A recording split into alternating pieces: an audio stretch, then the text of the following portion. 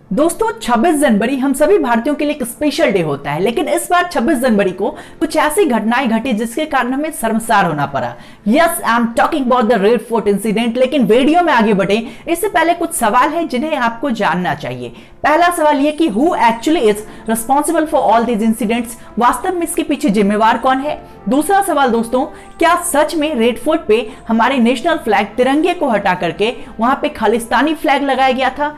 तीसरा सवाल दोस्तों कि दिल्ली पुलिस वहां कर क्या रही थी जब दिल्ली पुलिस के पास इक्विपमेंट्स थे, फिर भी उन्होंने प्रोटेस्टर्स को अंदर जाने से क्यों नहीं रोका। चौथा और सबसे महत्वपूर्ण सवाल कि what will be the result of all these incidents, क्या अब सरकार कृषि आंदोलन को सप्रेस कर देगी। जानेंगे सारे सवालों के जवाब इसी वीडियो में। तो चलिए दोस्तों शुरू से शुरुआत करते हैं। नमस्कार दोस्तों, मैं हूं समरचेक कश्यप और आप देख रहे हैं लर्नर्स इरा।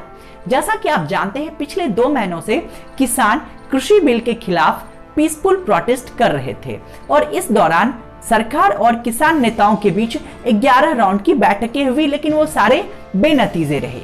इसी दरमियान में किसान नेता ने 26 जनवरी को सरकार से ट्रैक्टर परेड निकालने की परमिशन मांगी और गवर्नमेंट ने भरसक कोशिश की कि उन्हें इसकी परमिशन ना दी जाए। इवन कि उन्होंने सुप्रीम कोर्ट में भी इसके खिलाफ प्ली दायर करी, लेकिन सुप्रीम कोर्ट ने इस मैटर पे हस्तक्षेप करने से मना कर दिया।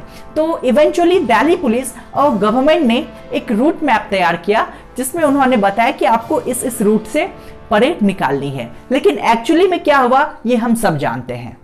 कुछ फार्मर्स प्री प्लान रूट से अलग निकल गए, उन्होंने बेयर कोडिंग्स तोड़ी और सेंट्रल दिल्ली में एंट्री कर गए। पुलिस उन्हें रोकने के लिए टीयर गैस छोड़े, लाठी चार्ज किया और वायलेंस दोनों तरफ से देखने को मिला। लेकिन हमेशा की तरह यह बता पाना मुश्किल है कि पहला वायलेंस किसने किया था।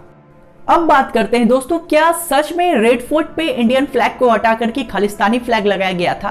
तो इस इंसिडेंट को लेकर सोशल मीडिया और न्यूज चैनल्स वालों ने बहुत सारे र्यूमर्स फैलाई। उन्होंने दिखाया कि कैसे इन्होंने तिरंगे को हटा करके अपना खालिस्तानी फ्लैग लगा दिया। सब झूठ है दोस्तों। अब आप बहुत गौर से समझिए, 3 चीजें हैं समझने के लिए। पहला ये कि ये जो आप फ्लैग देख रहे हैं ये खालिस्तानी फ्लैग नहीं है, ये निशान साहब का फ्लैग है। अगर आप कभी गुरुद्वारे गए हैं या गुरुद्वारे के फ्लैग को देखे होंगे तो आपने देखा होगा कि गुरुद्वारे के फ्लैग पे भी ऐसा ही साइन होता है, ऐसा ही निशान होता है, लेकिन इसे आप इजीली डिफरेंशिएट कर सकते हैं खालिस्तानी फ्लैग और निशान साहब के फ्लैग से। दूसरी और सबसे समझने वाली बात यह है दोस्तों कि क्या सच में रेड फोर्ट पर से हमारे फ्लैग को हटाया गया था। तो ये गलत है दोस्तों।